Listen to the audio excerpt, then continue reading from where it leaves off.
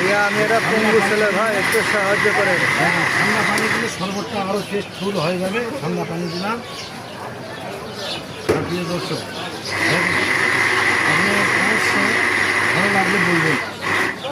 ভাই আপনি শরবত খাবেন? হ্যাঁ, এক গ্লাস। আচ্ছা ঠিক আছে ভাই, খাইয়ে বলবেন। ভালো লাগলে টাকা দিবেন, না লাগলে দিবেন না। আগে শরবত খাই দেখেন। হ্যাঁ, শরবতটা খান।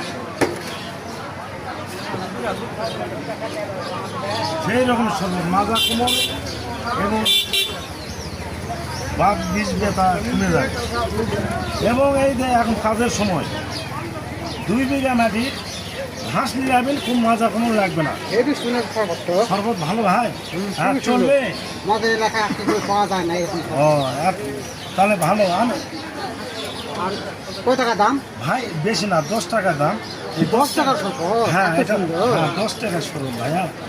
ভাইয়া দেখেন।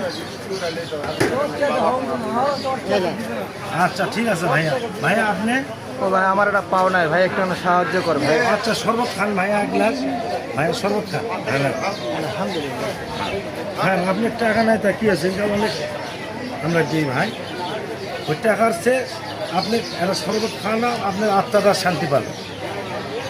আমাকে আত্মীয়পুর এলাকায় গেলে পর আমি লোকগুলো কম হচ্ছে। হ্যাঁ অবশ্যই বলবেন ভাই, ভালো লাগলে বলবেন। আজকে দুর্গাপুরে হেভি হাটে সুন্দর সব ভাই রে। এটা তো আগেকার বানান, আর এটা ওই ভাই খালো বলে ভালো। আমিও তো খেলাম, এটাও তো ভালো। ভালো না? একই বানান ভাই, একই বানান। আচ্ছা ঠিক আছে।